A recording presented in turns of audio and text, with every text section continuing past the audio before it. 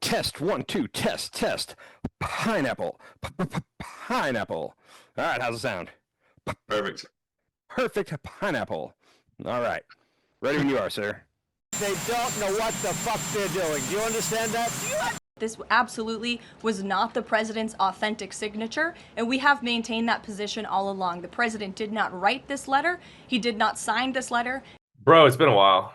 It's been a week, man. Do you know how hard it is to like figure out what we're going to talk about when we haven't done this in a week? So much like the things that happened 6 days ago, like they're not making the cut. Like I had to leave a lot on the cutting room floor tonight. So Happy birthday, by the way. thank you, dude. You know what the best birthday gift I got? I got to say real quick. My wife got me floor seats to see Paul McCartney in like a month. Ooh. I don't know what she paid for him, but yeah. So I'm going to see Remember, Paul. we saw Paul back in the day, didn't So did you, I couldn't remember if you went. I know it was me and one of my other buddies. I didn't know if you went too. So okay, yeah. Yeah. He went for like 3.5 hours and it was awesome. So Yeah. I'm He's hoping good. he's not past that age where like it's kind of sad now. I don't think he is. What is he, like 70? Probably older than that. I don't want to Google it. It'll make Is me he older than depressed. Trump? He very well could be. Hold on. Let's do this. How old Oh my is gosh. Paul? He's Paul, gonna. Paul McCartney Oh, is older than Trump and Biden. He's 83. oh my gosh, and he's still going? Still going. So I You don't know know if he's he's gonna be wearing diapers on stage. probably. So I hope it's still good. But It'll and be yeah, good. real quick, the first thing I'm going to get into tonight is Epstein for sure. But I did want to ask you. I can't remember if I sent it to you. James Tallarico, the Texas Democrat that went on Rogan, I don't know, a month, 6 weeks ago, and he Uh-huh. seems to be very likable. Did you see his? He announced a Senate bid today, which he might have a shot at winning the Senate for Texas, which would be huge. Did you see? Against. It'll be either against John Cornyn or Dan Patrick, who's the current lieutenant governor. Dan Patrick is trying to prove that he's the most MAGA of them all. People are worried. He's the one, he's been under corruption indictments for like the past 6 or 7 Mhm. years. And Republicans in Texas are worried that he's going to win, but then he's the most beatable option. John Cornyn is like, he votes with Trump a lot, but he's not MAGA at all. And they think he's the much safer play.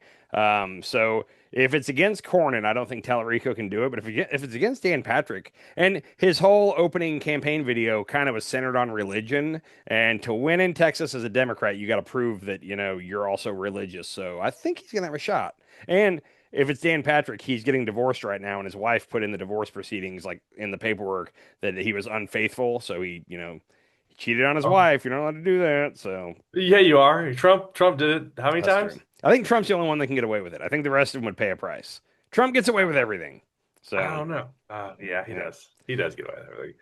So we Man. managed to go a couple of shows without talking about Epstein. But I want to get through this real quick. This is a big week. The Epstein estate. I don't know if you saw the Epstein estate. They turned over a whole bunch of evidence to the Select Committee in the House of Representatives, and the Democrats immediately released. Do you remember the Wall Street Journal did a story where they said that Trump had drawn an outline of a woman, and it was a real creepy like conversation, an imaginary conversation. And Yeah. Trump is suing them for $10 billion because he says that never existed, never happened. Oh. So as soon as the select committee got it, the Democrats immediately released the first thing, that letter, and then Hmm. the Republicans, to try to draw attention away from that, just released everything. Like they weren't planning to do it, but that was like their response to draw the attention off of Trump's letter. Oh, yeah, Yeah. yeah. Okay. So And you said woman. Woman is very okay. So yeah. Yeah. Yeah, this is what I'm talking about. Yeah. Those so let's just say that's part of the itty bitty titty committee. a lot of people today were saying that like the way a grown man would draw a woman would be with I don't know a good way to say this, but would be with bigger breasts. For And sure. For the sure. way that this woman is drawn is people were saying this isn't me, but people were saying this looks like a prepubescent drawing of a woman. You could make the argument maybe he just likes small boobs. I don't know. Does Melania have small boobs? They're not No. huge. Actually, you know what? I think because she's a She's model. got Models she's aren't packing. she's got no. Go to a naked picture of Melania. She's got boobs. She's got They're like bees. I think they're bigger than Anyhow, I don't want to sit here and guess her size. But that. so this letter came out, and immediately everybody's like, "Up, here's the proof. Like, what's Trump gonna do?" So, what do you suspect they did? I don't know. What does Wait. Trump? What does Trump do when he's caught in trouble? Oh, lies.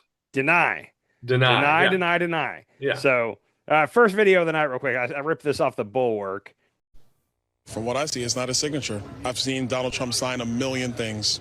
This doesn't look like his signature to you? Nope, doesn't look like it. I've watched him sign nonstop. Well, I don't know. I mean, anybody can do a signature. We've seen the auto pen's been used quite a bit with the Biden administration. So I've never known Trump to be much of an artist either. So I'd kind of draw that into question. Do you think it's his? I highly doubt that it is. I don't think that if that is true and he did sign that letter, I don't know that there's anything there. And in fact, I have already seen many forensic analysts of signatures coming out. I believe it was the Daily Signal that published a piece with 3 separate signature analysts who said that this absolutely was not the president's authentic signature. And we have maintained that position all along. The president did not write this letter. He did not sign this letter. And that's why the president's external legal team is aggressively pursuing litigation against the Wall Street Journal, and they will continue to. So, real quick, the first guy that you saw, the black guy, that's the guy that found Jesus in the Cracker Barrel parking lot. Just wanted to point that out for you. What was his name? Byron Donalds from Florida. So that's him, just so you know. The third guy, he goes, I don't think that's his signature, but even if it is his signature, I don't know that there's really anything there. So he was kind of wavering a little bit. Carolyn Levitt said it's absolutely not his signature, and she said that many publications have done analysis on it, and she cited specifically the Daily Signal. Here's the thing. What is the Daily Signal? Okay, so I had to look that up because we have the Daily Caller is right-wing publication.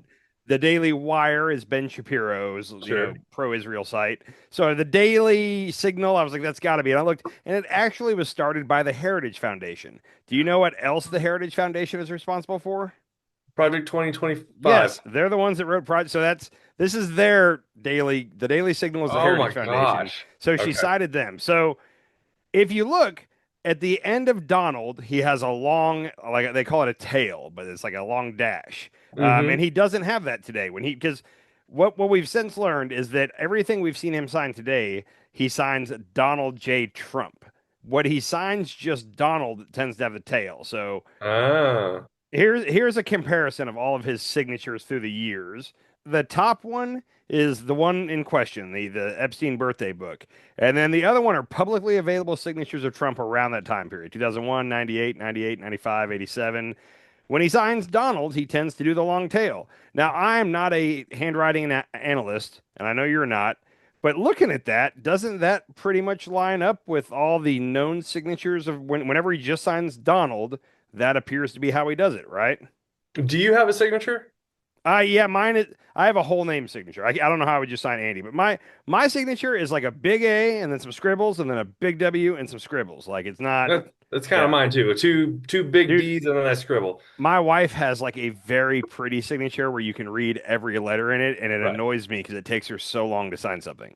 Okay, so I would love to see your wife sign her name 6 times and see the inconsistencies of it. Dude, so I bought these all look very similar. This is what I'm saying. I know you haven't been through this process yet, but when you buy a house, you have to sign like 50 times, and each signature has to be similar. So like they give you scrap paper at first, and they let you kind of go through. And you have for me, I had to sign my first, middle, and last name full. I couldn't do initial because that's what appears on my driver's license, and I had never signed my middle name in anything before.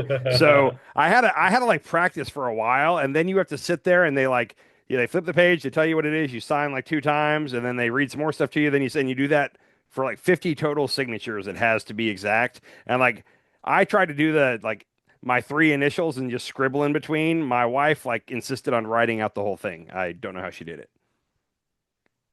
Yeah. So, yeah, and they're similar. Like this would pass for that, but to me it looks, I don't know. I'd love to see a real analysis. I'm sure we're going to start hearing from experts, but the experts from the Heritage Foundation's website claim that it is not the same signature. So, yeah, no, they're the same signature. These are all the same signature, and this is from 1987 to 2003. Like your signature is going to change a little bit. Exactly, and the problem is Trump. In the very beginning, Trump should have said, "Hey, yeah, I was good friends with Jeffrey Epstein for 10, 15, 20 years, whatever it was. And then I found out what he was up to and I cut all ties. Like that should have been the story. And then anything like this that pops up, he could say, "What? I told you that I was friends with him. Of course I wrote him a birthday card." Like and I think even if he said, "Yes, I did this," MAGA would forgive him. They would not, this would not be a deal breaker for them. This is a very creepy birthday card. It's just weird more than anything. The whole, No, I mean, what is it about like shared secrets or something? And anyhow, well, let's read it. Actually, I feel like we should read this out loud. okay, I've heard it 10 times. you read it. All right. So it says voice over. There must be more to life than having everything. Donald. Yes, there is, but I won't tell you what that is. Jeffrey. Nor will I, since I know what it is. Donald. We have certain things in common, Jeffrey. Jeffrey. Yes, we do. Come to think of it, Donald. Enigmas never age. Have you noticed that? Jeffrey, as a matter of fact, it was clear to me the last time I saw you. Donald, a pal is a wonderful thing. Happy birthday. And I can't read that. And may every day be another wonderful secret. And Like, and this is within the outline of a prepubescent girl figure. and he signed, people are saying he signed where the bush would be. So it's like the pubic hair. It's just creepy overall. Let's say this is all we have. Like he's speaking in riddles. There's like a little bit of a code there. But if you're just doing that to a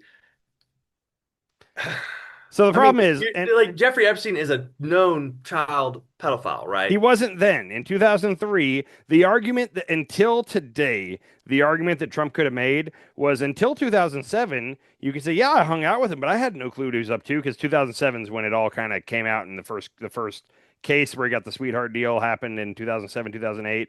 But you could have until today, you could have said, man, I hung out with him for 15 years. I had no clue he was into that kinky stuff. Like you could have said that and there would have been some believe it, not total, plausible deniability. Okay, let's take away the underage stuff. Let's just go with the overage stuff. Let's say like the 18, 19, 20, 21, that age. They were definitely in cahoots. There's definitely a track record of them being womanizers.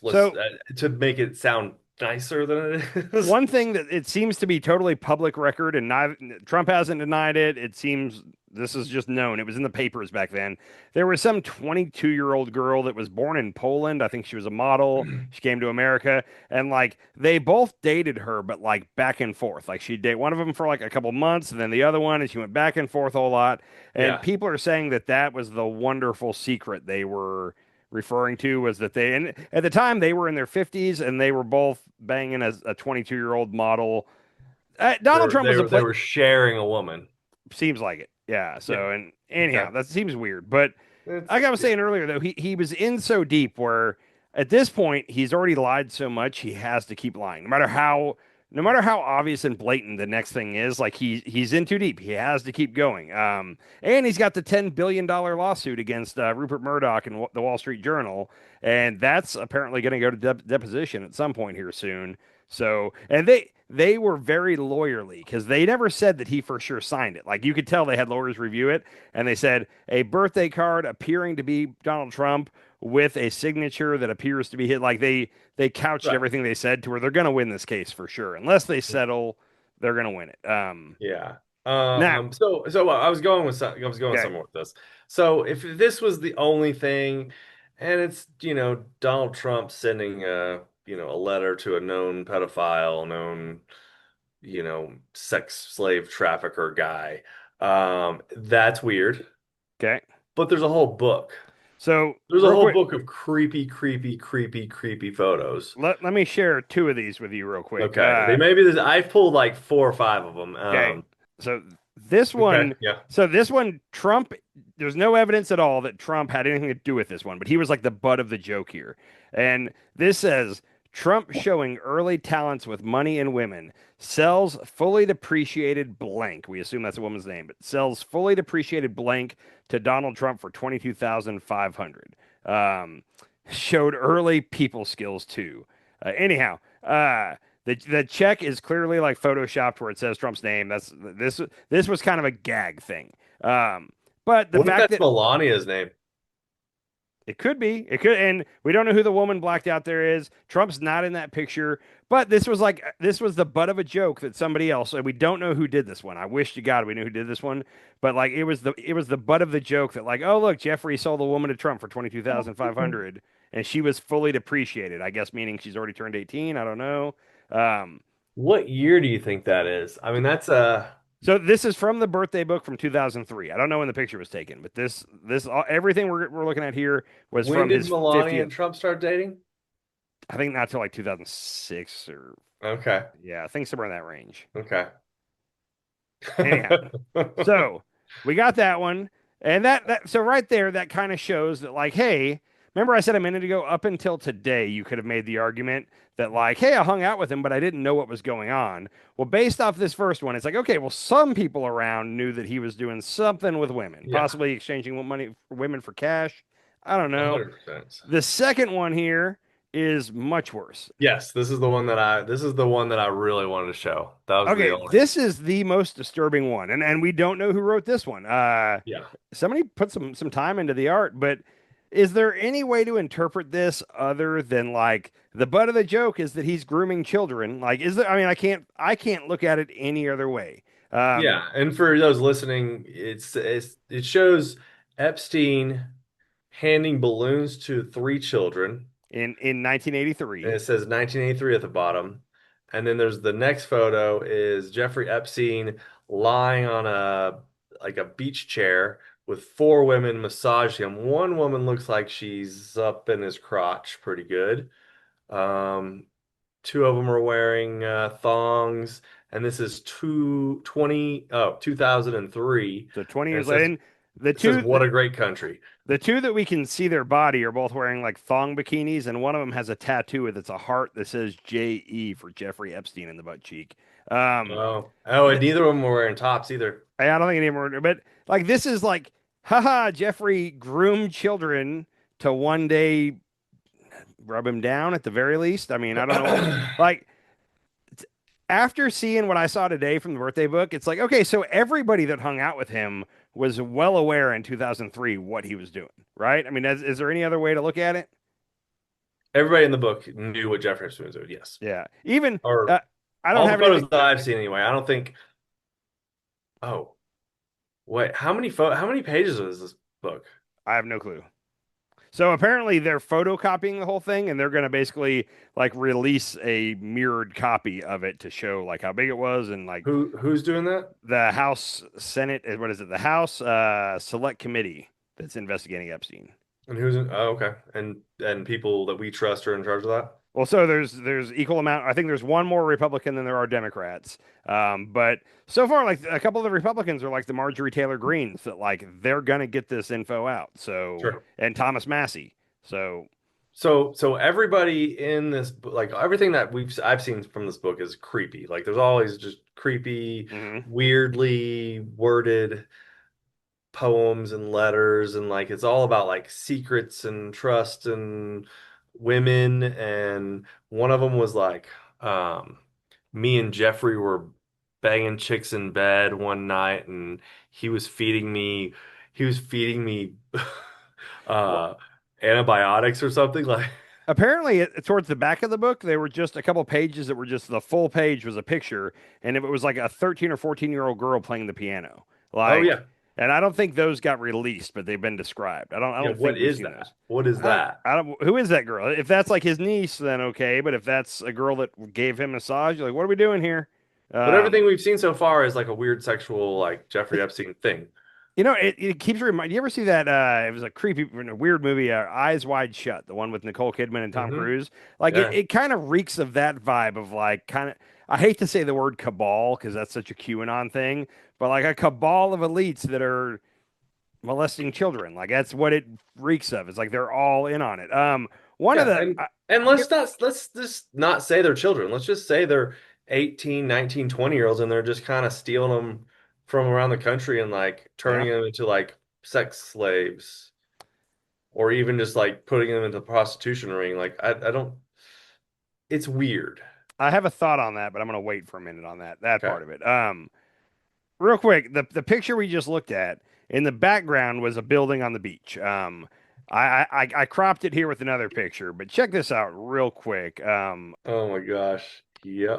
It's not an exact duplicate, but the arches on the windows or the doorways or whatever on that building, I don't know. A lot of people are pointing out that like that looks like somebody crudely sketched Mar-a-Lago in the background of this Epstein getting massaged.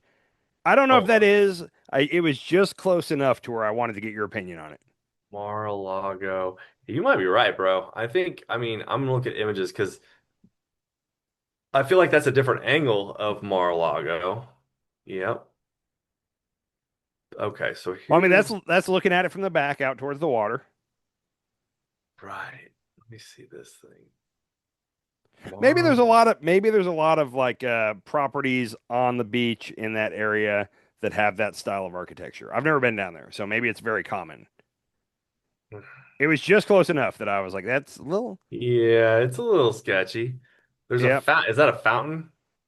that Oh, that is a. could be. I think that is a fountain.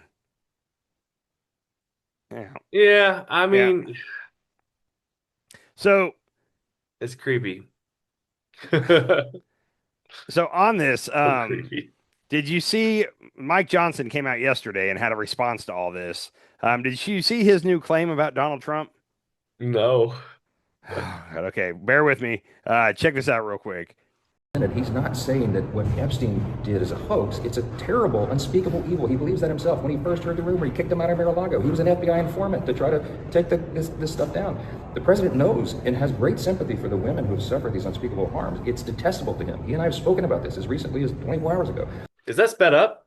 No, that's how he talks. But he claimed there that Trump was That's not how he normally talks. He did when he's in the hallways, like when he's in the When hallways he's doing it. lying, he speeds up a little bit when he's lying. Maybe, Is that okay? maybe, but he said That's a there that blatant lie. dude, he said there that Trump was an FBI informant, which is a whole new wrinkle to this. Like, hold on, whoa, whoa, whoa. Like he was spying on Epstein for the FBI. Like, what exactly are we talking about here? So all day long, MAGA was trying to like juggle this and be like, well, I mean, he might have been an informant. I will say, Mike Johnson, he came out today and backtracked on that and said, "Oh, well, I mean, he helped. He was helpful with the investigation." Which there's one lawyer that has said twice now. He said it just a couple days ago when he was with the victims, and then I think he said it a couple of years ago.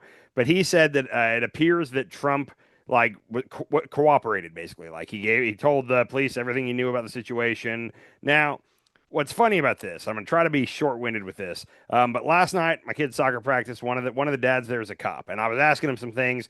The conversation started talking about the National Guard going into cities, and I have a lot from him when we talk. Whenever he goes into Chicago, I'm going to use all that info. But at one point during the talk, we were talking about people getting read their Miranda rights and like how stupid some people, like even though they've just been told you should probably not say anything else because it's going to get used against you in court.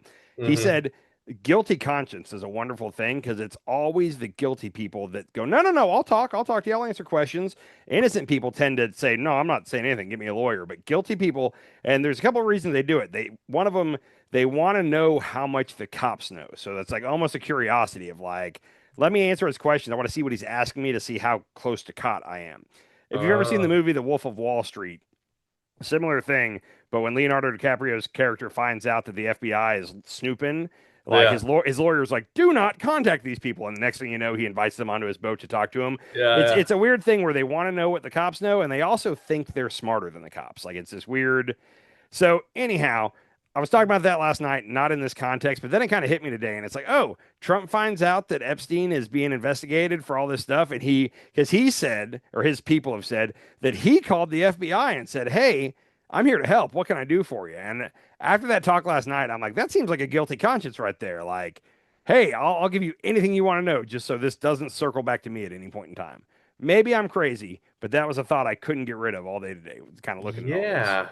So back to Okay. real quick. You made a comment a minute ago that I've been toying with if I even want to say this, but I want to make it very clear here. I'm not demeaning, I'm not victim shaming, and I'm not trying to make light of a situation with victims, okay? Because I don't want to be, but I don't even mean this in a joking way. I mean this in a serious way. Every time an Epstein victim has talked about, like, because there's several that say that he paid them, and it always is $300. It's Basically, he sexually abused me, and then he gave me $300. That's the common rate. Okay. He was a billionaire then. I'm not trying to be funny here, but did any of them try to negotiate? Like, The women? yeah, $300. He's a billionaire. Like, I'm shocked that it was $300 is probably the equivalent of like 500 or 600 a day. I'm guessing, but like, still, he's a billionaire. If a billionaire came up to me and said he wanted to have sex with me for $300, you know what my first answer would be? It wouldn't be no. I'd counteroffer. Because for 50 $1,000. for 50 $1,000. million, I'm just saying if you're a billionaire, you can afford to let go of a couple million. I don't think that there was like a negotiation portal there. I think More of an intimidation thing. it was more of a yeah, an intimidation, like more grapey, Yeah. and then probably they threw $300 at him at the Okay. end. I was gonna say 300. So then it was yeah. I would I have don't thought it I, would have that been would be much my more. guess. Okay. What? I'm just shocked by the 300. I don't know why. Every time I hear a different one talk, they always say 300, and I'm like, he was a billionaire. 300, like What's your going rate for a hand job, Andy? that I would give or receive. Give. I wouldn't pay for that. Yeah, no, sorry. No, give. I said give. Oh, give to a What's your billionaire? going rate? What What? are you asking for a hand job? To a billionaire? Yeah. Like I said, for a lot of money, for the kind of money where I don't ever have to work again, I'd be surprisingly flexible with what I'd do. I'm just They're saying. not going to give you that much money though. Well, then I'm not going to give them. Because they could go elsewhere, bro. Yeah, no, it'd have to be retire now money is all I'm going to say. Okay. For retirement now money, I'd be willing to do a lot. So, anyhow, that's all I have on Epstein. Do you have any more photos you want to share on that? No, I think that's good. That you nailed the one is the one that I was the The one with with the giving the kids balloons balloons. and that Yeah. yeah, that's the weirdest one that I've seen so far. But Yeah. if you read all of those letters, they're all It's just clear that everybody that hung out with him was well aware of what he was up to, it seems like. yeah, and Trump was in that book. He was in that circle. Like that was they all hung out and partied together. That was their friends. In Alan that book, Dershowitz. in that circle. So Alan Dershowitz was Trump's lawyer for the second impeachment, I think, maybe the first impeachment. And he's a big Trump defender. He's on the news a lot. I think he was a Harvard professor. Anyhow, he was one of the people accused by, I think, Virginia Giuffre. And he sued her and said that he got a massage, but he kept his underwear on the whole time. And like she ended up backing off her, like she retracted her comments or something like that. So he's been taking victory laps for like the last 3 years. And then his letter to Epstein in here was basically like, "Hey, for your birthday, I got Vanity Fair to change the article about you and to instead focus on Bill Clinton enclosed as a copy for proof." So like that's just weird. Like, what was Vanity Fair about to write about Jeffrey Epstein? And Alan Dershowitz, a high-powered lawyer who's also his friend, stepped in and Whoa. got them to switch the. Anyhow, Whoa, we need to figure out what Vanity Fair has on them. yeah.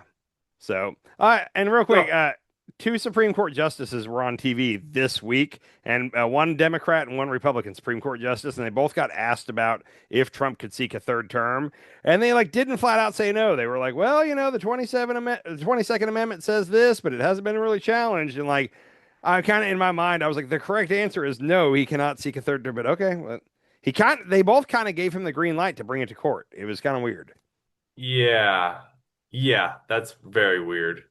Yeah. I was gonna bring up the Department of Murder. Like So- we're changing it to the Department of Murder now. Department of War, which I almost pulled the clip of Hegseth where he was like, "We're going to be training warriors, not defenders. We're going to go maximum lethality," and like everything he was saying, I was just like, I don't like that. Like that's not at all like okay, shit. What like, was it was the Department of War until the end of World War II. in World War II. Okay, Yeah. and then that's when they changed it to Department of Defense. Yep. Which is a more noble cause. Also, the before the end of World War II, the Department of War would like shrink between conflicts like considerably. Where like, like it wasn't really even a thing, and then like, oh crap, there's war going on in Europe. Like, and then they would like fire up the Department of War, and it would grow real big. They'd fight the war, and then it would go back away. After World War II, that's where the whole, you know, the speech that I think it was Eisenhower made about the industrial military complex and all that, like that was when they realized like, no, like there's no need to keep it down between wars. And in fact, we'll just try to keep getting like we did Korea and then Vietnam. Like we kind of just that's when and when you have all you have is a hammer everything looks like a nail, right? Exactly. And they found that it's profitable and it creates jobs. Like there's a lot of upside to being in a war as far as the economy goes. Yes. So Yes. And we're looking at going to war with a few countries at this point. I can only think of one that we're flat out like Canada, daring. No, well, Greenland, no, Mexico, no, Gaza. no. We're just helping fund the Gazan war. We're Well, not actively getting involved. Which, by the way, I don't know if mean, you saw, but today Israel. Okay, I'm sorry. I'm gonna go through this real quick, but back when Israel was negotiating with Iran, like we were stringing them along in the peace process wise, and like at one point, like we'd sent them an offer and told them they had till Sunday to respond to our offer, and then like on Saturday, while they were all meeting to discuss our offer, Israel hit them with a strike and blew up like the whole negotiating team. Do you remember that? This was only like 3 months ago, but in right. it And then kind of it yesterday they did the same thing, right? they did the exact same thing. Um, Cutter. yeah, they America knew that Hamas was meeting at like 3 p.m. to discuss this latest proposal, and Israel hit that meeting. So it seems like it's now a trap. Like if we send you an offer and tell you to get together and discuss it, like that means we're about to try to blow you up, is what it seems like. Yeah, and you know what? I was actually like I've been thinking about this and I was like, why is Trump doing this? And I just heard somebody talk about Marion Adelson Oh yeah, giving Trump $100 million, and this is why we're actually allowing this to happen and actually funding the so genocide in Palestine, in Gaza and pe- Palestine.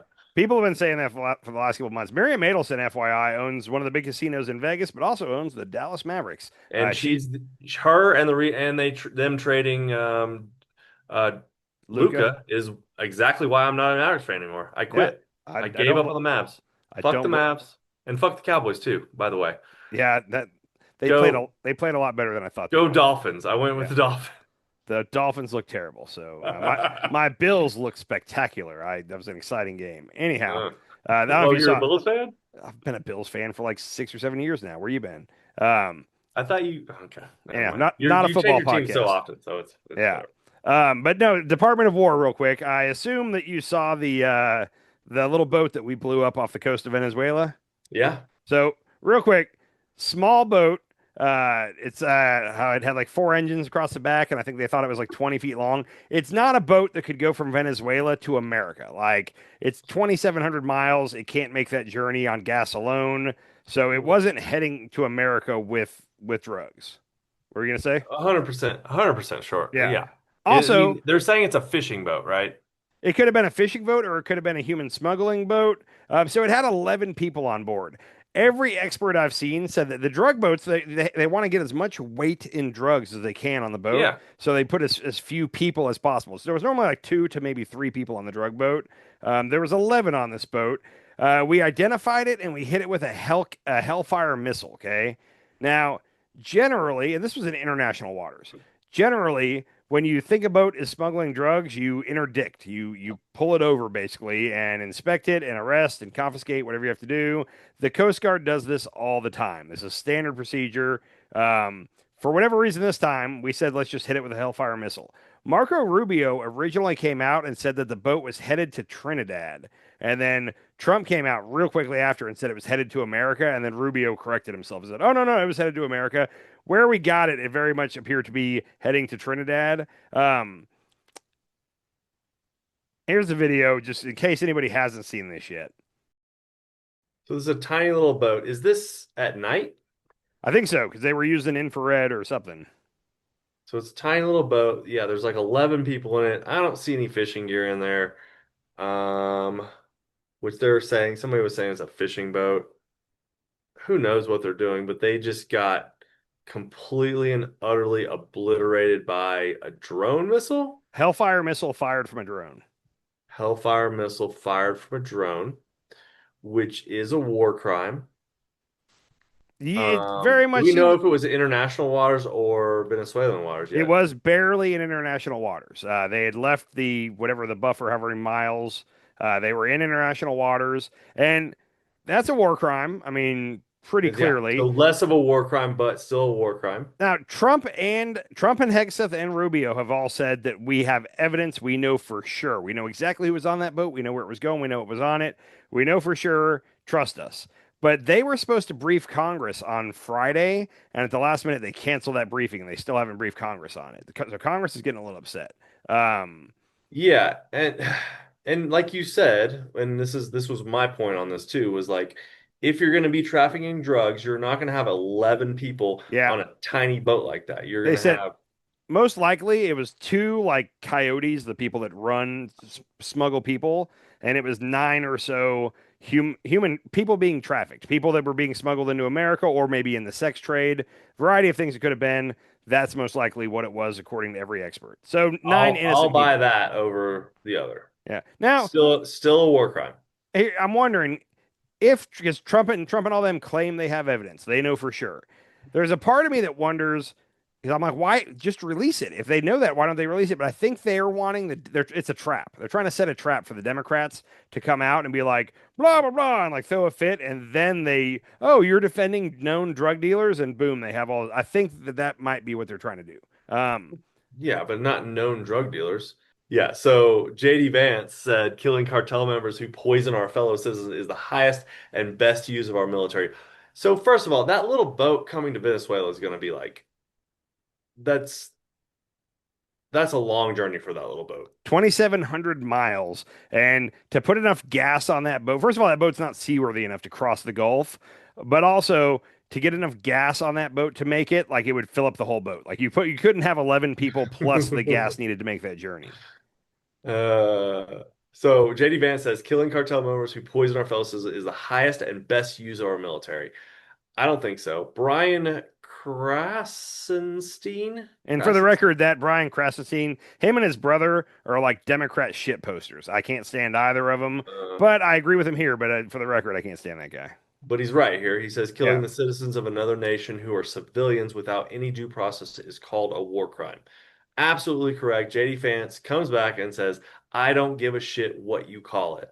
So this is our vice president getting in a shitpost battle with a shitposter? Yeah, that's JD. Like that's the JD's done a lot that I don't like about him. But when I saw that the first time, I was upset. Like that's some bullshit right there. I don't give a shit what you call it. No, it was a war crime. I mean, it was. They're daring the Democrats to what they're. Trump is great at getting into these. He calls them 80-20 issues, but where like how he always wants to take it back to trans because he knows that 80% of the country, blah blah blah. Like so. Wait, 80% of the country, what on trans? It's just the theory that 80% of the country is on his side and only 20% is on the Dem side. Like there's certain issues on trans and sports, for example. Oh, okay. Yeah. So anyhow, he tries to keep not that big of an issue. So, but he tries to pick fights that he has a good chance of winning. And if you try to drag him into another fight, he brings it back to the fight. Immigration, trans and sports. And here he's daring the Republicans to support drug dealers. These are they keep saying that they were smuggling fentanyl. Again, I've listened to a lot of people. Fentanyl doesn't come from Venezuela. Cocaine comes from Venezuela. Fentanyl comes from Mexico and it comes from China. It comes in through the ports. It comes in a lot of ways. It doesn't come out on little boats from Venezuela. That's cocaine. Cocaine's not good either, but it's not fentanyl, so they need to stop saying that. And that boat's not coming to America. But I think the Dems are nervous here because they want to jump on this one, but they don't know what evidence Trump has, so they're afraid to say anything. So the only person that can really attack Trump on this has got to be a Republican. And thank God there are some Republicans. Rand Paul. There's this weird thing real quick, I got to say, where I always say, like, you don't have to agree with somebody 100% of the time. And, like, also, people that are stupid, they can be right from time to time. And when they are, we should be willing to say, hey, I agree with this guy here. I don't like his other things, but I agree with this. Rand Paul and Thomas Massie, and I can't believe I'm about to say this, but Marjorie Taylor Greene I've agreed with a lot. Marjorie Taylor Greene went on the Young Turks. I'm going to send it to you. It was either earlier today or yesterday, but she was on the Young Turks for like 10, 15 minutes. And if you didn't know any of her history, if you just saw her for the first time today and you listened to her, you're like, wow, I'd vote for her. Like, it was really weird. Like everything she said. And she was even talking about finding common ground and not being so divisive between the left and the right. And she was saying, bullshit. I don't buy her that one for one bit on her side. She was saying it's really the billionaires, the oligarchs. She was like stealing the Bernie message. She was like, it's the rich versus the not rich, and they're trying to keep us divided so that we don't realize that. Like everything she said, you would have agreed with. And like I said, if you don't know about the Jewish space lasers and all the other shit she said, it made a lot of sense. But What is her angle? What is she trying to do? Is she trying to jump ship and jump into the Democrat side? I do think she's trying to get. I think she has her eyes set on higher office, and if she wants to run for Senate in Georgia, like her House district is incredibly red. Like she can do all the crazy shit she wants, and she's going to win it. But to go to Senate in Georgia right now, there's two Democratic senators in Georgia. It's a purple state, but she would. So she has to be stomachable to the women in the suburbs that normally vote Republican, but somebody like Marjorie Taylor Greene might turn them off. So she's trying to rebrand a little bit, I think. So, and who knows? Maybe she'll do something crazy tomorrow, and I'll be wrong. But it seems like that's what she's going So for. she's rebranding to a Democrat, Not to a Democrat, but to a centrist. to a center. Yeah, she's so crazy. I think she's just putting I it get together. you. Yeah. But and on the Epstein stuff, like Trump is trying to bully all them into to shutting all this up, and she is flat out disregarding him. Like, And I'll say, like, I'll take it. Like, yeah, you can give me that right now, Marge Taylor. I'll take whatever you're gonna give me, but like, nobody trusts you. Nobody trusts you. like I said, just watch the one. And I'm not saying I like her now. I'm just saying that based off that one interview, I was like, wow, who is this?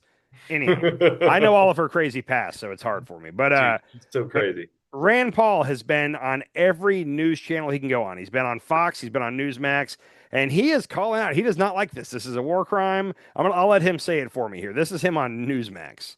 The fact that U.S. officials describe the individuals killed by the U.S. strike as narco-terrorists does not transform them into lawful military targets.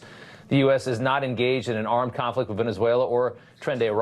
The strike runs afoul to the right to life under international human rights law. So the president basically said that these guys are terrorists. You can kill terrorists. You can't, I guess, kill drug dealers just for dealing drugs, right? Well, this is, brings up a question. So, we assume these people were bad people and drug dealers, but if they were caught off the coast of Miami, we would stop the boat. If they don't shoot at us, we don't shoot at them. They're confiscated, they're put in jail, and then they go through a trial to prove what they were doing. And if they have 20 pounds of cocaine or heroin or something on the boat, they'll be convicted. The reason we have trials, though, and we don't automatically assume guilt is, what if we make a mistake and they happen to be people fleeing Venezuela, the Venezuelan dictator? I think probably that, we had the facts correct. We got bad people here. But that's the reason, like off our coast, it isn't our policy just to blow people up. We don't blow up ships entering our waters unless they're, hell bent on attacking another ship, or unless they are resisting with gunfire. Right. We arrest people. So it is difficult, and it's hard because obviously they're bad people. So people are like, they want something bad to happen to them.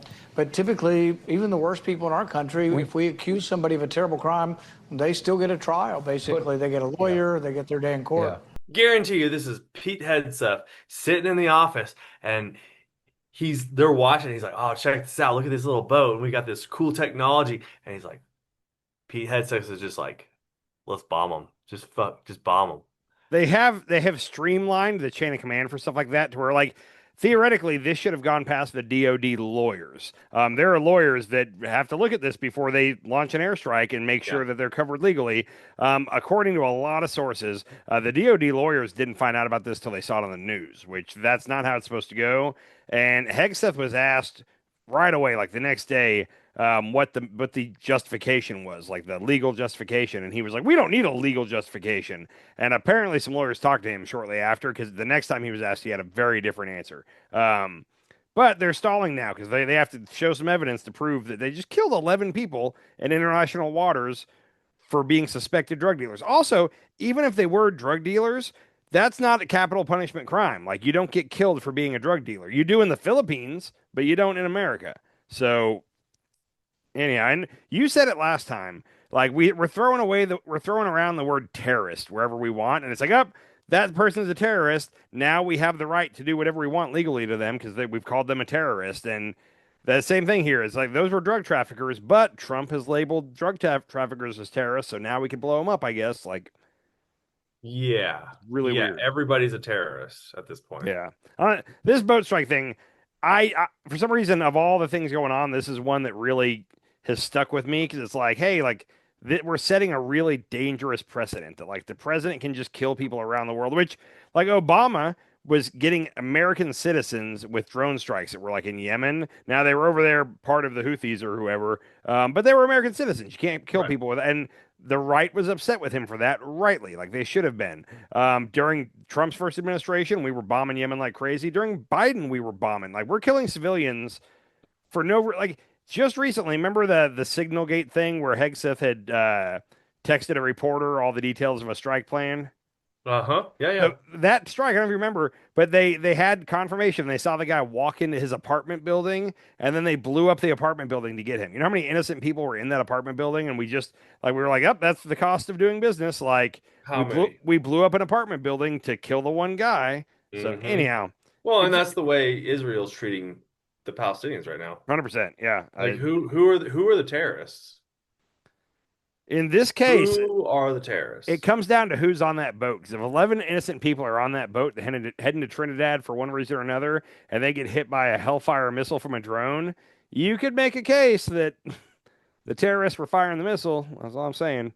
Yeah. Well, we have also, for some reason, it seems like we're going to invade Venezuela. I think we're posturing like we're gonna try to stiff arm them into doing something we like. I think that Trump's got to be smart enough to know that like a ground invasion would be terrible for him politically. Like that MAGA doesn't want that. I think he knows that. So I think he's trying to do the whole carry a big stick routine. He just doesn't like the president. He hates Maduro. We have a $50 million bounty on the president of another country. Like that's if somebody did, what if another country did that to Trump?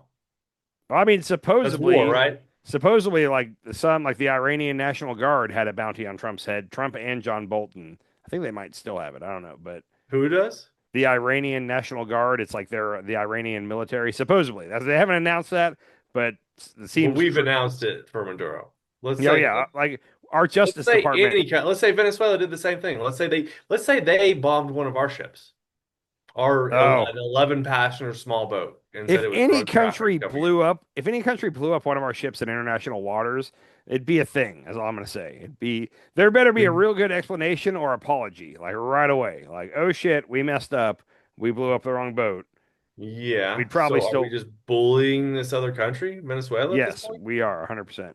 Okay, and we're surrounding them with our U.S. warships and amphibious squadron. Yeah, we have like 4,000 Marines. And a nuclear-powered submarine. Yep, and we just moved like 10 F-35 stealth jets down there.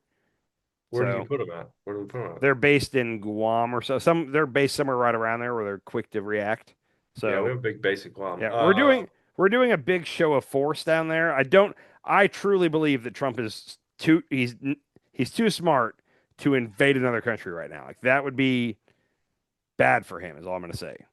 While he's trying to get the Nobel Peace Prize? Yeah, and also, I'll say this, though. Rubio has had a problem with Venezuela for like 10 years. He'll talk about Venezuela, and so Rubio's the driving force here. Like, as soon as he got in power, he was like, hey, we should go after Venezuela. Like, he does not like Maduro one bit, fighting socialism and whatnot, so. Hey. Interesting. Speaking of socialism, I'm going to pivot real quick to Mamdani. Have you seen what's going on there? Didn't he challenge Trump to a duel? He challenged him to a debate. Trump hasn't responded. Okay. Trump's not going to do that. But right now it's a four-way race, and Mamdani's going to win if it stays a four-way race by a lot. In the polling, he's got about 46% of the vote, and the next closest to him is Andrew Cuomo with like 23% of the vote. So if it stays four people, he's going to easily win. Trump knows this. Cuomo is a piece of shit, man. Get him out of the stupid race. Fucker. So looking at it, the Republican, I can't remember his name, but he has no chance of winning whatsoever. He's polling the least. Eric Adams also really has no chance of winning. He's polling like 8% or 10% or something. So the only person, if you really don't want Mamdani to be president, Cuomo's the only person that's even double digits, really. So Trump apparently offered the Saudi ambassadorship to Eric Adams if he would drop out of the race. He was the one that was a Democrat, got in legal trouble, and Trump pardoned him, and now he's an independent. Anyhow, he said the other day though, he said, "I'm not going anywhere. I'm staying in this race." So he didn't bow down to it. They also apparently tried to offer the Republican a lot of things, and he said no, he's staying in it. So Trump's trying to get it down to a two-man race so he can throw all his support behind Andrew Cuomo, but it's not working, and it seems like it's a certainty right now. If it stays a four-man race, Mondani wins.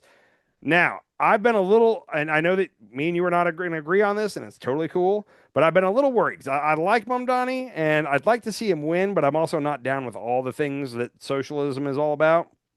I I listened to a podcast today where it was people that like journalists that have been in his campaign, like embedded in his campaign, and what's really neat is the campaign and Mamdani seem really aware that, like, based off what happens in New York, it's going to determine if other socialist mayors get elected across the country. So, like, they don't want this to not work. Like, if this doesn't work, socialism won't have a chance again for 50 years. And I'm not a socialist, so I'm not no dog in this fight. But so they've kind of looked at it and they're like, let's stick with the things that will really help people: affordable housing, access to healthy and affordable food, and access to healthcare. Like, those are three things that as governor he can as mayor he can actually have an impact on. And like they're basically going to go socialism light to show like, hey, this is what is working, and then hopefully it'll spread to other cities is the goal. So the fact that they know that and they know not to go full on socialism makes me feel a lot better about the situation. Just saying. Yeah, I hope he wins, and I really hope it's like I think it'll like the mayor doesn't have a lot of pull, right? He can't just automatically change a lot of things. Like Like I said, it I still think has he's to, I think he's realizing he's targeting the things that he could really actually do, because a lot of the things he was that's good. saying early on he can't do as mayor. And let's say that it goes well and things are well, then yeah, like we can't just be a dictatorship. No, and I would rather have a socialist I hate the program fact than that a dictator. But you can have but Hitler was both, right? He was a dictator and a socialist. which is weird, but yeah, that's it. What's weird is that seems to be our choices right now. Is the right is kind of going authoritarian, and the left is kind of leaning socialist, and it's like I don't like either of that. I guess I'd go socialist over authoritarian, but I would much prefer not either But of those things. like why is nobody going with the Nordic system? Like why don't we That's have a that's conversation? socialism. So It's not socialism. It's a it's democratic socialism, which is a different thing. democratic socialism. Yeah. Ish. Yeah. And that's where I'm at. I like Bernie Sanders. I like the Nordic system. I think the people in those countries, if you want to make a ton of money, you can. You can go in and make a ton of money, but you're gonna be taxed a lot. You're not gonna become Elon Musk. But if you want to slack off and you want to, work at a McDonald's and do 30 hours a week, you still have healthcare. So you don't Yeah. have to worry about that. I kind of like the idea of doing little pocket experiments. Like in New York, let's experiment with democratic socialism. Let's do it in a couple cities around, and let's see what that looks like before we just try it for all of America. Like I'm a fan of that right now. So, But why do we have to do that when the Nordic system is working so freaking well? People in Denmark, Denmark, Iceland, what is it? Finland, Finland, Sweden, they're all happy. They're the all Netherlands, yeah.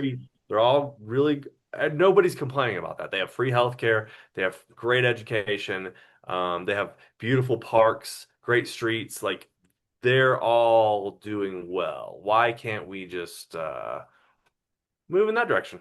We could. I've heard people say that our population is so much bigger than theirs that it's not as simple as just like, oh, just do what they do. Like it'd have to be a little different because of the size of our population. Yeah. I have no clue. I haven't looked into it that much. Yeah, but we're going into like they're kind of in the middle of what we're at. We've got socialists over here in New York, and we got Trump being a dictator, authoritarian. What else? What did we call him the other day? Fascist. Fascist. Yeah, okay. Fascism. Yeah, and yeah, we just haven't figured it out yet. Yeah, we'll see. I blame MAGA. I got one more picture for you here. Can you read that tweet when you get it up? Looks like we've lost India and Russia to deepest, darkest China. May they have a long and prosperous future together. President Donald J. Trump. So first of all, he's such a little baby.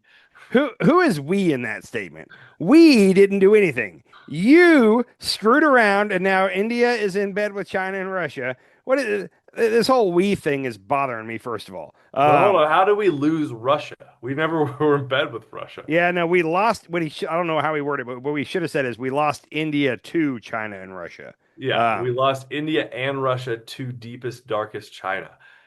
See, Russia's been with China for a while. Trump Yeah. has like a man crush on. He does. He wants to be his buddy. He like respects him and looks up to him. He wants that power too. Like, I think so. He said that. He looks at certain dictators and the way that, they say jump and the citizens say how high, and he thinks that's awesome. Like he wishes he had that. yeah, He has said that. So I'm not just making myself up there. He has said that. yeah, yeah. So yeah. anyhow, that's my update on where we're at in the world. Is without India, this whole tariff thing and playing hardball with China does not work if we don't have India. And according to Trump, we've officially lost India. So yeah, that's where we're at. So And that's the most populous country in the world. China has the most money. India is probably second, right? Population wise, I don't know. Monetarily, India is really pretty they're rich, up right? there. They're up there. Yeah. Yeah. So anyhow, that's all I have on my list. What do you got for tonight? Alrighty. So did you see the AI dinner that Trump had? The AI dinner? I don't think so. So he had and the one where it was the technology guys, where it was like a cabinet meeting, and they all went around the table and kissed his ass. Like, yeah, he's just getting. So when Trump was president the first time, like in 2017, South Park had one episode where Garrison was like the Trump-like figure, and he was going around the city basically just making everyone who ever said anything bad to him, like making them eat crow. But I don't want to say what he was saying, but he was trying to get them to stimulate him orally. That's very much what it seems like Trump is really doing this time. He's just like, hey, get in here, tell me how awesome I am, or else you might face a tariff, or else you might face, whatever it is. Right. He had all these guys in there, and every single one of them, the first thing they said was, I want to thank you and your administration for, and then praising Trump over some bullshit. He had fucking Mark Zuckerberg sitting right next to him, Bill Gates sitting on the other side of him. Yeah. He had Hold on. Funny thing, you know who else has a letter in the birthday book? Who? Bill Gates. Oh. And Bill Gates' wife supposedly left him because she found out that he was fooling around with women when he was going to Epstein's place. Like that was the whole thing. So seeing Bill Gates there beside Trump, telling Trump how awesome he is, knowing that like Trump has the Epstein files and Bill Gates is probably involved, like a different layer on top of everything else. But sorry, continue. Who else was there? The only person that I didn't see that was there was Elon Musk. And Elon tweeted that he had been invited, but unfortunately couldn't make it because he was like out of the country or he had a prior engagement, which I think is BS. Like there's he has a feud between him and Sam Altman that maybe was driving it. I don't know. He also is the one who said that the reason they're not releasing the Epstein files is because Trump's all over it. So who knows? But he did claim he was invited, but he couldn't make it. Doesn't make sense to me. Yeah, remind me. I'm writing it down. Besson. We gotta go with the Besson fight again too. But like AI dinner was just thank you. And I was gonna pull the video, but I was like, it was just like a cabinet. It's just too much BS going on here. The one thing that I did pick out of that was that Mark Zuckerberg, Trump kind of put him on the spot, and he was just like, I forget what the number was, but he was like, oh yeah, we're investing $500 billion. He said back in the country. He said 600 billion. And 600. And then, sorry. And then they got caught on a hot mic a little bit later, and they were just talking about how like, oh yeah, you got me, and I totally made up this number, and they're just kind of joking around about it. What he said is he goes, I didn't know what number you wanted me to say there, so I just said 600 is what he said. So yeah, total BS. It's just total BS, like just shit show. And just another one of those Trump things. But let's move on to Besson. Real quick. The Daily Show last night, Jon Stewart. Did you see it? He's finally back. He was off for a month, so he's finally back. Right. And his whole angle was that like Trump is like one of those Make-A-Wish kids where like they're dying of cancer and they do the Make-A-Wish thing. And like he was going on about how everybody's treating him. And even like the guy that had the soccer trophy, and he was like, and the only people that can touch this trophy is the commissioner and the winners. And you, sir, are a winner, so you can touch the trophy. And they're treating him like a 4-year-old that's dying. Like it's anyhow, sorry. It's Go ahead. amazing. And maybe he is dying. He's probably dying. And that's The Jon Stewart thing from last night totally made me think that. But Besant, go ahead with this. This is great. Did yeah, you saw this that he was Did. So remember back in the day, there was rumors that Besant popped Elon Musk in the eye. Remember he was in the Oval Office, he had a black eye. And he claimed that his son, little X, gave him a black eye, which the kid was so small it doesn't seem likely. But anyhow. But reporting was that Besant and Elon got in a tiff back, I don't know if backstage is the right term, but it was leaving the Oval Office. Somewhere in there, yeah. And Besant called him a druggie, and like nobody said that he got in a fight. The rumor was that Elon kind of pushed Besant and Besant popped him. And Besant actually went in front of Congress like a week later. And when they asked him about it, I can't remember exactly what he said, but he said, like, I'll take South Carolina over South Africa any day or something like that. Like, kind of basically saying, I stood my ground. Anyhow. So now there's reporting that Besant and I don't even remember who it was. I didn't pull. It was Pulte. Pulte's the guy that is going around finding all the people that they're saying are doing mortgage fraud. He's like the head of HHS or something. There was that guy. So he was talking shit about Besant to Trump, and Besant confronted him at the Trump club that the Rose Garden. Yeah. Was that the Rose Garden or was that the other one? I don't know. It was at the supper, like the DC Supper Club or something along those lines. And it's the one that like Trump Jr. runs. The little I can't remember the name of it. You can like pay $100,000 and to join. Yeah. And you can have access to Trump and all his cronies. And I can't remember the name of it, but yeah, I know exactly what you're talking about. Yeah, it's called like maybe it's called the Oval Office or something like that. It's called it's called the executive branch, I think. Hold on, I think that's it. Yeah. So it's a club. You pay $100,000, you get membership, and you have access to all of Trump's buddies. It is the executive branch. Okay, there we go. The executive branch. And Besant confronted him and apparently was like talking like getting in his face and wanting to like. And this is the man who lives in a pink Barbie house. Let's mind you.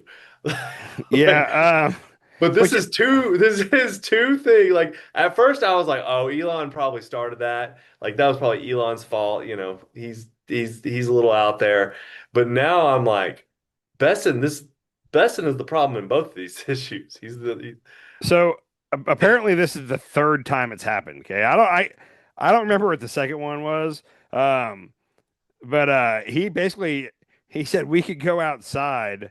I'm gonna beat your fucking ass is what he supposedly said to him. So it's the third I guess the only one that supposedly really got physical was Elon, but then there's been two others since then. And I should have looked. Everybody kept saying it's the third time it's happened, but I don't remember the second one. So this is definitely Besant making. According to people nearby, he said, "Why the fuck are you talking to the president about me? Fuck you. I'm gonna punch you in your fucking face." I love this. Yeah, I love this. The man who lives in a pink Barbie house is threatening people. Yeah. Anyhow, I wish I could figure out who the third time was. Actually, I saw a picture of Scott Besant when he was, I'm gonna say in his like 40s or 50s, and he was in shape then. Like he was a handsome dude. Sure. Yeah. For those keeping score, he's still not a bad-looking guy. Like. Says for those keeping score at home, this is the third time Scott Besant has threatened to punch another Trump cabinet member in the face in 6 months. What are the 3 times? That's a headline. So good. I'm actually starting to come around. I like Besant at this point. Like I said, everybody all the economists that know what's going on are saying Besant is the only thing keeping us from Trump doing like even worse stuff. So Besant's supposedly saving us. So okay. Anyhow. The other thing is, I have a video for you. Did you see any of the RFK? It was painful. I don't know what you call it. He was testifying in front of the Senate Finance Committee, which I don't even know why the finance apparently in a week or two he's gonna be in front of like the actual committee that's really over him, but he has to all the different cabinet heads have to go in front of the Senate Finance Committee. But yeah, I watched it and it was painful to watch. The way RFK is a crazy human being. This guy's a liar and a piece of shit. Well, most, and not all, but most of the senators questioning him, there was a time in the last 5 years, I don't remember when it was, where all the senators were questioning like the Google CEO. And it was comical because they clearly don't understand how the internet or Google works. And like the questions they were asking, like if you kind of know a little bit about it, you're like, they have no clue what the fuck they're even talking about. And it was embarrassing. It was like, could we get their staffers to come in and ask questions that understand? And there were a couple that were trying to get him in like gotcha moments that, and I don't claim to know all the science behind all this, but the smart doctors that I watch online, they were even pointing out, they were like, hey, like, thanks for trying, but like you didn't ask that question right, or what you asked, you were wrong with what you were trying to say was the case. So it was a little depressing. Okay. So there were 3 of them that were doctors, and they did a really good job. And Bill Cassidy, I'm going to say real quick, he's the one he was the deciding vote, that he got RFK to promise him he wouldn't mess with vaccines in order to get his vote. And he did a real interesting line of questioning where he was like, hey, you would agree that Donald Trump deserves the Nobel Prize for Operation Warp Speed, right? And like RFK has to say yes at that point. So he said yes. And he's like, but I thought you just said that the COVID vaccine killed more people than it saved or whatever. And the other thing about that this time he had a response to that because he said like the initial vaccine. Is that more Alex Jones? Anyway, he said the initial vaccine was more. What I could have pulled 15 videos of him saying, I never said that, and then roll the tape. Here's him 3 months ago saying that. And that was he got caught in a lot of those. But anyhow, what do you got for me here? So I liked that complete line of questioning. Everybody did a good job. One of the things that I wanted to bring up was RFK. He asked an employee if she was trustworthy. That's the one he just fired that was the head of the CDC. And she said no. Do you believe a word of that? No. And she had written an article or a tell-all basically in like the Wall Street Journal that came out that morning. So he was getting a lot of questions about that. And then she came out immediately afterward and said he's 100% lying. She'll take a polygraph, blah, blah, blah. That doesn't make sense. Are you trustworthy? No. Like I don't see. First of all, if an employer is asking a employee if they're trustworthy, that's just a weird question to ask your employee. And then for them to say no is very weird as well. Yeah. Anyway, okay, I'm moving on. Bernie Sanders. I pulled one. I liked Bernie Sanders' whole interview, but this was probably my favorite part of this whole RFK interview. This morning, Mr. Chairman, you've got the entire medical community on one side. You got the AMA representing hundreds of thousands of doctors, the American Academy of Pediatrics, the American Public Health Association. All of these organizations are telling us that COVID vaccine and vaccines in general are safe and effective. You are casting doubt on that. Who are who are the organizations that are agreeing with you and casting aspersions on vaccines? The primary advisors are Marty McCary, Jay Bhattacharya, Dr. Oz, Vinay Prasad. So you got a few doctors who agree with you, and I'm giving you not a few doctors. What you're talking about is there's a big difference, Senator, between established science and the scientific establishment, which has been co-opted by the pharmaceutical industry. So you're telling the American people that the American Medical Association, representing hundreds of thousands of people, have been co-opted and that they should not trust their doctors. And the American Academy of Pediatrics, and by the way, just for the record, every single Republican, I don't mean to be political here, Mr. Chairman, has received PAC money from the pharmaceutical industry. Are they all corrupt as well? And I'm telling you, the American Heart Association has been co-opted by the everybody but you, Senator. But you know what? When you ran for president, we have a corrupt campaign finance system. Maybe you'll agree with me on that. Okay, you were already president, you had $1 billion behind it. You received $300,000 from people, not from the industry, people in it, as I did, from individuals. You corrupt. President Trump got $3 million. Every Republican got corporate PAC money for the pharmaceutical industry. Democrats as well. Everybody is corrupt, but you. I thought that was, I liked what Bernie was doing there, but also at the end where he's like, so you're trying to say that everybody's corrupt? Yeah. I mean, if you're taking, I didn't like his angle there. That was the only thing where it's like, if I were RFK, I would have just said, yeah, no, if you're taking money from big pharma or big oil or big tobacco, I assume you're corrupt. And that's, so I didn't care for that at the end. But well, the thing is Bernie's one of the only ones that can actually say that. Yeah, because Bernie's the only one not taking that money. But yeah, I don't know. It was maddening, and also, like, I'm trying not to sound like I'm talking down to people here, but like RFK was like, first of all, he said like diabetes has gone up 98% in the last 30 years or whatever it was, something ridiculous. And like, that's not at all what the numbers are, but whatever. And he's like, why? Because they were talking about in context of the CDC. And he's like, he said flat out, that was the CDC's job to stop that. And they didn't, and blah, blah, blah. It's like, he should know because he's the head of HHS. I bet a lot of people don't know, but like the CDC stands for Centers for Disease Control. They handle outbreaks like viruses and whatnot. HHS has other areas like the FDA, for example. Like the FDA monitors what food we're putting in our belly, what's allowed to be, what ingredients are allowed in food. Like they handle, they would handle the quality of our food that's leading to the rise in diabetes, not the CDC. But then you had like senators that were asking questions that were like, well, the CDC has done really good things when it comes to diabetes. And it's like, no, it's not. CDC doesn't have anything to do with diabetes. Anyhow, it was very maddening for me. Well, if you ask me, they're not doing a very good job because all of our food has sugar in it. Like they just allow sugar in everything. Which is insane to me. The problem is for Republicans is the reason that our food, we keep deregulating the food process. This is capitalism. They should be able to put whatever they want in their food, and that has led to food that is really cheap to make and doesn't really have any nutrition, but it tastes really good and it's addictive and it makes you want to eat more and more of it. And like the reason we have that all over our shelves is because of a lack of regulation, which Republicans caused. And now Republicans want to sit here. This is where socialism beats out capitalism, right? Okay, this is a flaw in capitalism for sure. But now the Republicans are like, yeah, we're going to do something about this. And it's like, okay, cool. You're going to regulate it. But at the same time, they're like, but, we're going to also take away the regulations. And I'm like, well, hold on.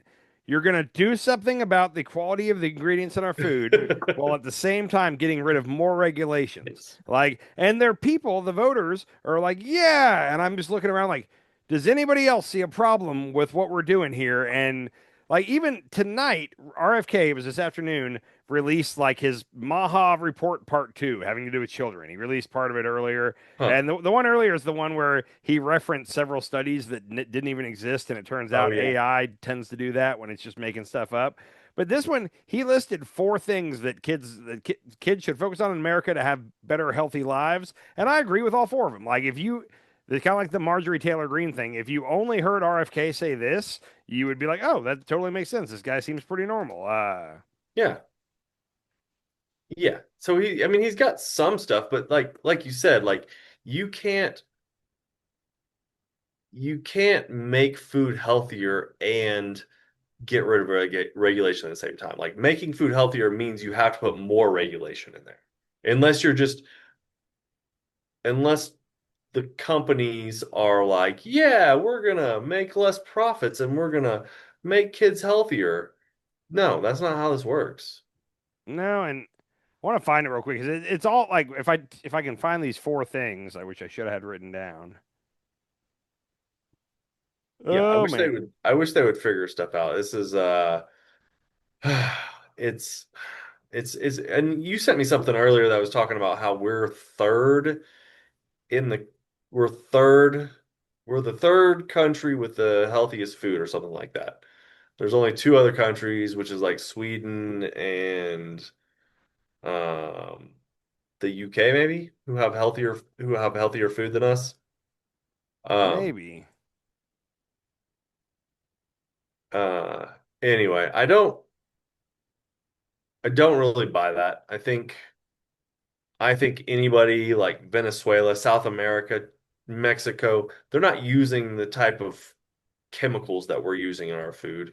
And if you look at And if you look at like what we're putting, like what we're feeding our chickens and our beef, like steroids and hormones, and you talked about, oh no, somebody was talking about antibiotic, where you get like immune to antibiotics. Uh, um, we are leading in that race. All right, hold on, real quick. I found this finally, but the four main things were basically getting kids to exercise, get them off the couch, the sedentary lifestyle, playing video 100%. games, all that. Get them 100%. Get them outdoors, moving around. So that's number one. Perfect, awesome. Chemical exposure, and I'm not going to read this whole thing, but basically the pesticides and all the different chemicals you come in contact with. Like, okay, we need to do fire something like that. Roundup. Roundup needs to go away. So now, at the same time, the FDA just yesterday approved 4 new drugs that get to be sprayed on chemicals that are considered PFAS, the forever chemicals. Yep. So even though he's saying all this, the EPA is at the same time doing away with more regulations. But let's just stick with what he's saying here. So That's gross. kids exercising, less chemical exposure, call for a new vaccine framework, and what was the last one? And less processed foods, eating a healthier diet. So those are the 4: eat a healthier diet, move around and get outside, less chemical exposure. And then the fourth one is, and what it seems like he's going to try to say here is that we need to draw out the vaccine schedule, spread it out more. And I've heard a lot of people say that, and I don't know, sounds okay to me. Like, yeah, I don't know either. If that's the way, if that works, then let's do it. But we've had the first measles death in America in 100 years. Well, why are we doing this? Did you see what Florida did over the weekend, or I think on Friday? Oh no. So Florida completely did away with all vaccine mandates for everything. So like normally to get into school, you have to have your kid's shot record. Yeah. And the Surgeon General for Florida went on Sunday morning with Jake Tapper, and Jake Tapper was like, "Well, did you guys do studies to see what the effect would be?" And he was like, he goes, "Absolutely not." Blah blah blah. And he did this, and yeah, it turns out other people then went and did the studies over the weekend, and they're saying it could be between like 15 and 30,000 deaths from measles in the next 15 years or something like that. They did say it won't be it won't be next year. Like the effects of this it'll be 4 or 5 years before you really start to see it. But they said at that point, once you start to see it, like you can't easily correct it at that point. Like it's gonna be a problem. So anyhow, it's like in Trump's defense. In Trump's defense, after they did that on Friday, Trump was talking, I think, in the Oval Office, and they asked him about it, and he kind of said, I don't know about that one. I mean, there's a lot of good vaccines that do a lot of good, and he kind of did some pro-vaccine type stuff. So thank you, Trump, for saying that. You could have definitely gone the other way. These anti-vax people are fucking lunatics. Joe Rogan is on this thing too. Did you see him and Brian Callen go at it? I sent you that clip, and the thing that stuck out to me there, we talked about this a long time ago, but whenever I don't know what the deal is. I'm not trying to pick on one side, but whenever me or you gets into a conversation with a Republican and they start to get mad, they do this thing where they say a long-winded you're wrong because blah blah blah blah blah blah blah. I don't want to talk about it anymore. And it's like, whoa, hold on. You just said a lot. I'm gonna respond to that. They're like, no, let's just leave it there and let's not say anything else. And it's like, no, we can't end on all the things you just said. And he kept doing that where he would ramble on a lot of stuff. And he'd go, Brian, let's just not talk about this. I'm going to get mad. And Brian Callen stayed very calm the whole time and was trying to talk. Okay, let's really talk about this. And Joe just kept being insulting and kind of talking over him and telling him, we're done. We're not talking about this. And it was depressing to watch. Good. No, I like Brian Callen a lot more for that. Yeah. Go Brian Callen. Good. He could have handled it in so many worse ways, but in my mind, he was calm. He wanted to talk. And every time Joe was like, oh, I'll bet you haven't heard of that. Brian Callen was like, actually, no, I know exactly who that woman is. And I've listened to her talk and I know that she's not right because blah, blah, blah. And he came prepared. Like he studied in advance to talk to Joe about vaccines. And Joe was not having it, that made me kind of think about it. He had James Tallarico on, the Texas Democrat. But other than that, I was like, when was the last time he had on an anti-Trump voice or a pro-vaccine voice or anybody that doesn't agree with him? I can't. It's been a long time. He only has on people that are going to reinforce his narrative. I mean, some people would call that confirmation bias, but it's like I would like to see Joe debate vaccines with someone who's pro-vaccine, or I'd like to see him debate why Trump is doing a good job with someone who's he's not going to debate anybody. Maybe. I think that's what I don't watch his podcast hardly at all anymore, but it's because he brings on people that are going to agree with him and then they sit there and agree with each other the whole time. And it's like, that's not interesting to me. I want to see some conversation. Somehow Joe's brain broke. Yeah. His critical thinking is broken. And you know what cracks me up is when Kyle Kalinske starts talking about Joe Rogan because he just talks shit. He's like, What? That's the thing, he, though, is for a while, Kyle Kalinske and Sauger and Crystal with Breaking Points and Cenk with the Young Turks, like they uh-huh. were saying, they were like, we're contacting Rogan. We're asking if we can please, because a couple years David ago, Pakman. Pac-Man, but like a couple years ago, Rogan was starting to say some stuff where they were like alarmed. They're like, we need to get in there and talk to him. He's Yeah, drifting far to the right. And apparently he was not, he just wasn't returning their calls. He doesn't want to have somebody on who could, and maybe he's protecting his audience. Like he doesn't want his audience to hear that he might be wrong. Or I don't know. It's something like that. It's very weird. And like I it said, is weird. It's Joe's strange. Joe's a smart guy and he's a good debater. Like I would like to see him not debate, but I'd like to see him have a constructive conversation where it's with somebody that he doesn't agree with, and he doesn't seem to do that anymore. He Well, used to do that a lot. let's talk conspiracy theories. I mean, this all really started right when he got that $100 million contract from Spotify. Yeah, so it started before that though, and honestly, it started way earlier than a lot of people noticed. Because I remember there was a time in like 2018, 2019 where I was telling you, I remember this very clearly. I was like, dude, Trump is leaning to the right, like he's Trump curious, and you were telling me you were like, no, no, and I was like, I'm telling you, I was like, he is, and it took a year or two, but he finally got there. But he was mad about the COVID lockdowns. He remember he does he so when he moved from L.A. to Texas is right about the time he signed Yep. the Spotify deal. But he was for the 6 months before that, he was already way turning Uh, that way. maybe, but I remember really noticing it in 20, it was like 2020, maybe mid 2020, early late 2020 when he had Rhonda Paxter on. Okay, And she was doctor. talking about the COVID vaccine and myocarditis, and they had a good long conversation. But he was fighting. He had never like argued with her ever at all, and Mm, this he was combative with her about some of this stuff. And I was just like, oh wow, like he's talking to like somebody who actually is doing research and studying this stuff, and he doesn't have any research to back it up, but she's like, but in this study, in this study, in this study, and he's like, no, but I heard yeah. that that myocarditis is, and like he was, and I was just like, oh, and maybe you had told me about that before, but like, and that was right around the time he got Well, and his he had that contract with one. Spotify. He had a doctor on that I think might have been like Australian or something, but he tried to use it. He was like, well, he's like, whatever percentage of kids, you're 8 times more likely to get myocarditis, whatever he said. And the doctor stopped him and was like, no, actually, you have that backward, Joe. Like, you're 8 times as more likely to get myocarditis from COVID than you are from the vaccine. And Joe was like, really? And like, he broke it down to him. That Jamie pulled it up. They looked at it. And I Yeah, was like, oh, cool. Like, this guy just educated Joe. And then, like, 2 shows later, Joe is back to repeating the same thing that the guy just explained to him is not right. And he just kind of, and that was like a weird tell for me where I was like,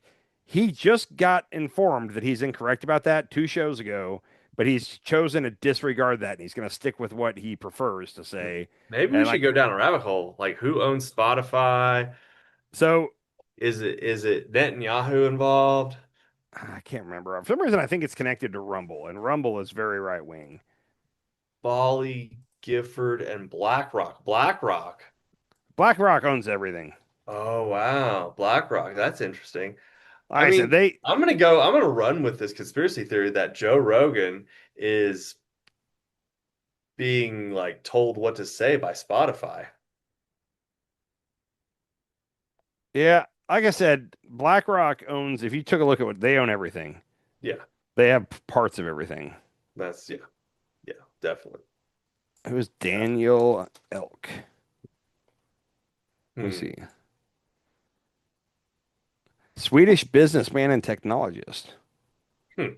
Okay, yeah, I don't know. Like I said, I definitely think he was turning that way well before, and also YouTube started censoring, and I think didn't he had a couple episodes pulled down on YouTube for COVID misinformation, and that's when he Oh, got real pissed because his First Amendment, which all that's I could go get so mad about this, but like the whole Trump and or sorry Rogan and Elon and all them that were like I'm voting for Trump because of the First Amendment, and then a couple months later they're locking up students for writing articles about Free Palestine, like First Amendment never meant shit to them. I'm sorry. Like it's really weird. It's like, and I don't know if you saw real quick. Trump went out to dinner tonight with Hegseth and Vance and somebody else in D.C., like a block from the White House, and Okay. he was getting heckled the whole like in the restaurant.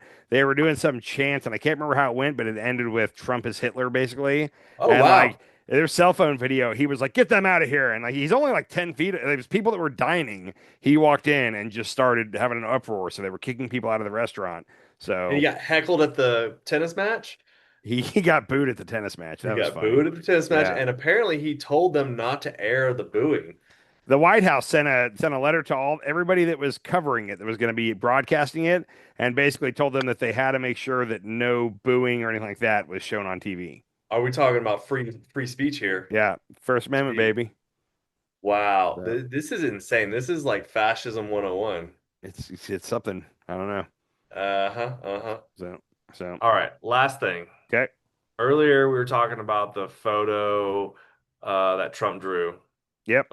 Allegedly drew. And we were talking about the size of Melania's tatas. Oh, she got big ones? I mean, here, I'm gonna share this with you. Is she like Nancy Pelosi level? I don't think she's Nancy Pelosi. Nancy Pelosi's rocking double D's. They're undercover and nobody can tell, but she's got them. If you don't believe me, Google Nancy Pelosi boobs. But they're not tiny.